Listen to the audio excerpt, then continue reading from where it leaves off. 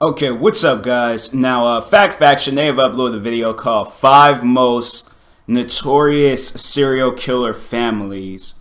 Wow. Like, I heard of, like, serial killers, but not so much as, like, families that go on killing sprees. Like, when I think of something like that, I think of The Purge, really. That's something I would honestly think of if there's, like, family goes on killing spree. Like, let me think, because, I always watch the news and stuff, so I'm bound to hear a story like that, but I can't remember if I did ever hear, like, a family going on, like, a killing spree or something. But anyways, let's see. They might have a story that I might remember, who knows. But anyways, uploaded by Fact Faction. Everybody go subscribe to these people, or to this person. From the most gruesome innkeeping family of all time to the horror of brothers on a killing spree.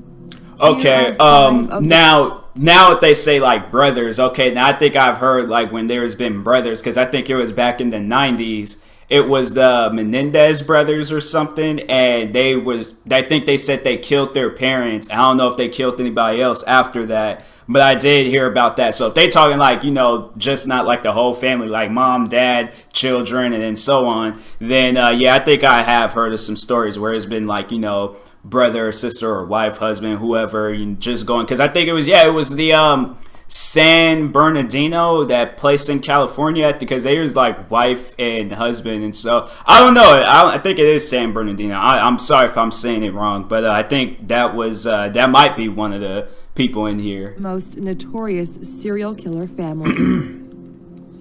Number 1, the Bloody Benders. Bloody Benders. Believed to be one of America's first ever serial killer families, the Bloody Benders consisted of 4 German immigrants who were followers of the spiritualism movement. They owned an inn in an isolated town in Kansas called Labette County and used their business to commit gruesome must have been murders. Taken in the 1800s. Guests dining in the inn were allegedly invited to sit upon a chair, which had its back facing a shroud of curtains. The male members of the Bender family would hide behind the curtain and then smash the skull of the seated guest with a hammer. Wow. Beneath the chair was a trap door where the bodies of the guests would be dropped through. The Bender family would then slit the throats of the guests to ensure their deaths, bury their bodies in the inn's compounds, and steal their money and property. In 1873, suspicions were beginning to rise regarding multiple missing persons. Okay, let me just pause. There are, like, suspicion being, like, it's when you hear stuff like that, like, okay, people go into this house, but they don't come back out. I would have assumed something like maybe after the third or fourth person, like, okay, this is kind of like, random. Probably even after the first person, I'm like, okay, they went into that house, but they never came out. Like, they just stayed. They can't just be staying in here. Then after, like, second or third person, I probably like, okay, something is going on here where they're just bodies or people are going in there but not coming back out and stuff. That's honestly crazy. It's stuff like this, will they ever turn it into, like, no, actually, they could tell this into that like American Crime Story, because it was like the one they did, like the O.J. Simpson American Crime Story. They can look for stories like this and then just be explaining the whole thing as it unfolds, because there has to be a motive on why they're doing that. They just going out killing random people. That's weird. And hadn't made it to their final destinations. A search party was organized and they found the Benders' cabin to be abandoned, with plenty of evidence left behind to serve as proof of the Benders' cruel deeds. What became of the Bloody Benders remains mostly a mystery. Reward. Letters from police chiefs reveal that a vigilance committee had rewards then came so much in the day, and may have succeeded, but there is no evidence to show that this is true. That's Number crazy. 2, the Briley brothers. Brothers Linwood, James, and Anthony Briley wreaked havoc in Richmond, Virginia in the late 1970s. Linwood, the eldest, committed his first crime at the age of 16 when he shot an elderly neighbor who was unfortunate enough to be near his open window. He served only 1 year for the crime. Wow. 15 years later, the brothers and a fourth accomplice claimed 10 lives over 7 months in a killing spree that had the citizens of Richmond living in terror. That's the question. They robbed, raped, and murdered in brutal and merciless ways, which included crushing a teenager's skull with a cinder block, and even killing a pregnant woman and her 5-year-old son.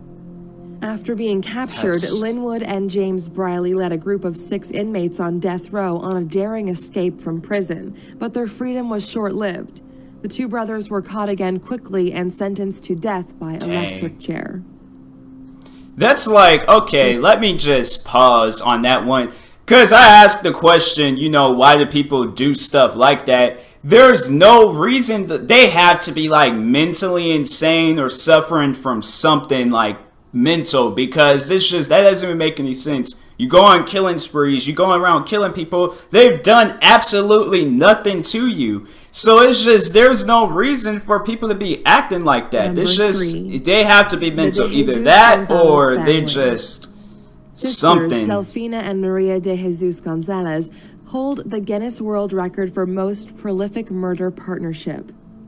While not included in the record, their 2 other sisters, Carmen and Maria Luisa, are also said to have been involved in some of the estimated 91 murders committed. Wow. Delfina and Maria ran a brothel that operated by kidnapping young women and girls through help-wanted advertisements and forcing them into prostitution. Wow. Delfina's son was also involved in the brothel, with his task being to ensure the girls stayed in line. Often, the abducted girls would be force-fed drugs. Any girls who became ill, injured, or unattractive would be murdered brutally, either by being starved to death or beaten to death by the other girls. If a prostitute became pregnant, she would suffer a forced abortion, and the fetus would be dumped in the backyard. The sisters also murdered rich customers in order to rob them of their money. The sisters were brought to justice after a prostitute escaped successfully in January 1964. Authorities raided the brothel and discovered the bodies of 80 women, 11 men, and numerous fetuses. Delfina, Maria Luisa, and Maria were sentenced to 40 years in prison. Delfina and Maria Luisa died in jail, but Maria was freed and eventually died of old age. Okay, they then, alright, let me pause on that one. They then killed a good 90 plus people. You mean to tell me they only get, they said what, she said 40, 60 years or something? You mean to tell me after, the time they done changed so much over, because it's like, you do something like that today, you're getting just life or death, alright? It's just, either way, life, death, you're getting the same thing at the end, you're just dying. But it's like, really, they done killed innocent people. Then when they get pregnant, they get a forced abortion on them, and then just dump the fetus out on just like the backyard or something.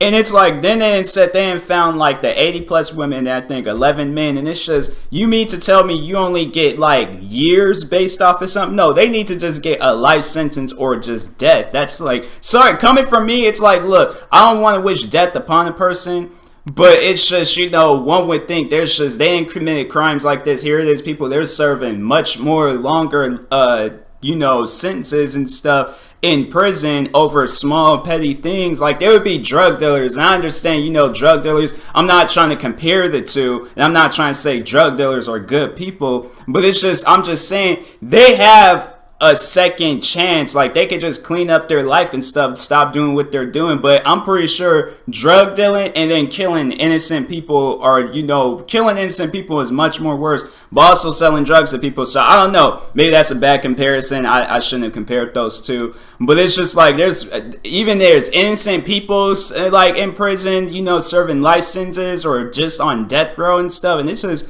it's messed up, man. They only get like a certain amount of years, and it's that's crazy. Family. While not biologically related, Charles Manson and his loyal following, I heard of Charles Manson, are close-knit enough to classify. I didn't know it was his Manson family that was doing of it. The first 32 years of his I thought life it was just in jail him for numerous different crimes, and was a frequent user of hallucinogenic drugs. Manson garnered a group of followers who shared his lifestyle and religious interests, especially in the concept of Armageddon, and was able to control them and lead them to believe he was Jesus. The family, as they were called, were more than 100 in number and lived together, leading unconventional lifestyles. On August 9, 1969, the Manson family committed a series of brutal Hollywood murders. I honestly didn't know that it was let me just pause. Honestly didn't know that it was his family. He had a family along that was doing it too. I just thought it was him because they always talk about him. So it's just when I hear Charles Manson, I didn't know that it was a family that's doing it. I didn't know that. So something next time somebody's talking about Charles Manson, I don't know who will be talking about it. It'd be kind of a weird conversation starter. But if there was ever a day where I heard and it's just all like, oh yeah, it was him and his family that was doing it, I honestly didn't know that. Among the victims was pregnant actress Sharon Tate, who was stabbed in the stomach. Her blood then used to write the word pig on the door. Another victim, Abigail Folger, was stabbed 28 times.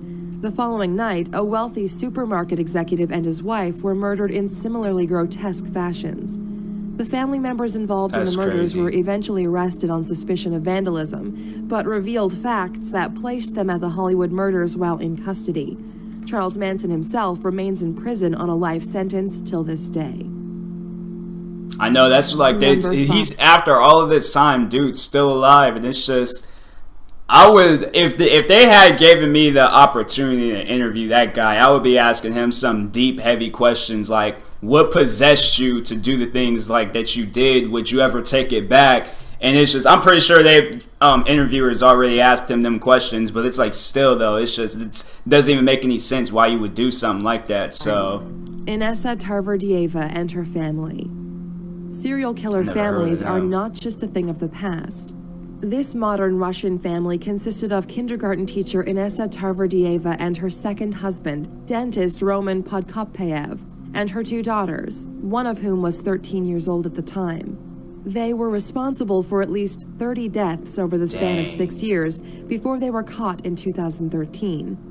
The family disguised their killing spree absences as camping trips and claimed to only kill out of the need for money. The family murdered and tortured numerous victims, including police officers, women, and children. Their most gruesome murders include that of an 11-year-old girl stabbed 37 times, and the torture of two teenage girls found with their eyes gouged out. The family were captured in a shootout with police, which killed Roman and gravely injured Inessa. Their home was found stocked with an arsenal of weapons that they used in their killing sprees. In a famous interview, Inessa demonstrated to police how she murdered several victims. She displayed no emotion or remorse and claimed to be a bandit at heart.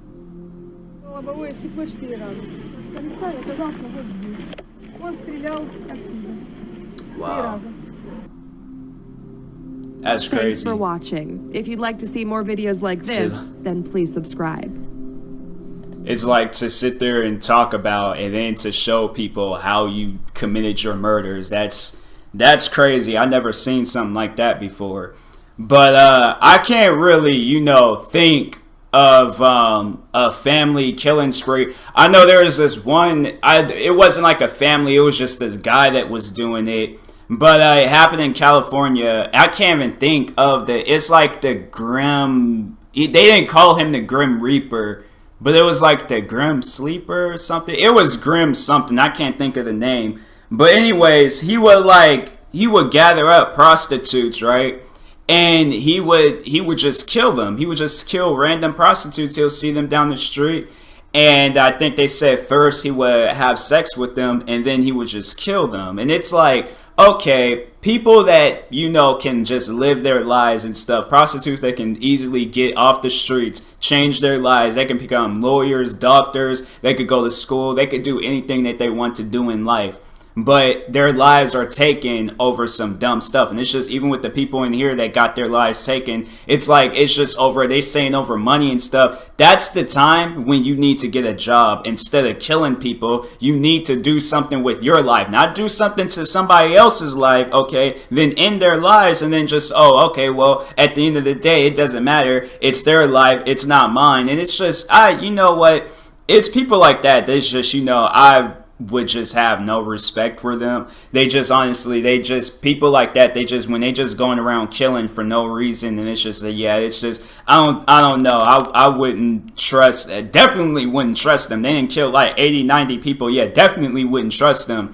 But it's just, I guess the words I'm trying to say is like, if they were to come to me for help, and it's all like, did you ever think of the lies that you take? What do you think that they were thinking? Like, you come to me for help and stuff. What do you think those people were thinking when you're killing them and stuff, or you're brutally beating them and things? What do you think? Like, it's all like, what do you think I would help them or help you? Because chances are I wouldn't even care about your well-being, and I would just help out the people that need help. When you're doing stuff like that, yeah, it's people like that, man.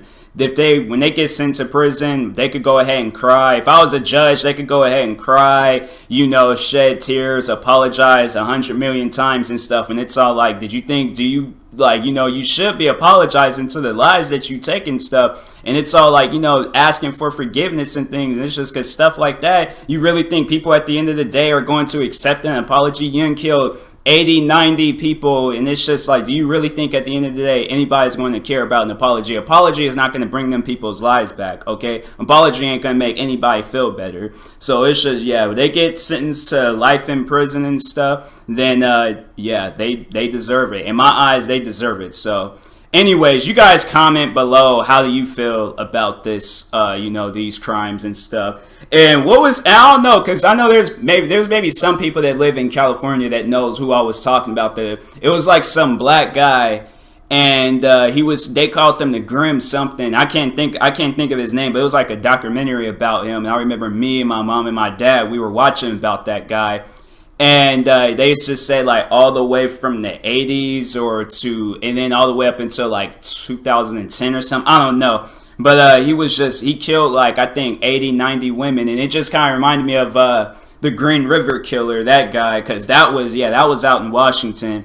But it wasn't like family killings. It was just like one guy just killing multiple people and stuff. But yeah, those are the only ones I can really think of. But they said serial killer families and things. So anyways, thank you for watching. I know this is kind of like a crazy and weird video to react to, but I just like having something to talk about. It's just always have an opinion and something to say about it. So I probably would say that's why I reacted to it, because I want to give my opinion out, and I want you guys to hear my opinion. I know you guys are going to have different opinions about them and stuff. But it's like, really, these are serial killer families. So it's like, if I say like they're going to rot in prison and things, I know maybe some of you guys are going to feel the same way, but if you don't, then that's on you and ain't on me. But yeah, comment below how you feel about the situation and stuff. And yeah, I'll talk to you guys later. So thank you for watching. Hopefully you enjoyed the video. And if you are new, please like and subscribe. Make sure you go subscribe. I almost forgot to say that. I apologize to Fact Faction. I almost forgot to because I did give them like a shout out in the beginning with like a small little shout out. But anyways, everybody go subscribe to Fact Faction for more videos like this. They upload videos like this all the time.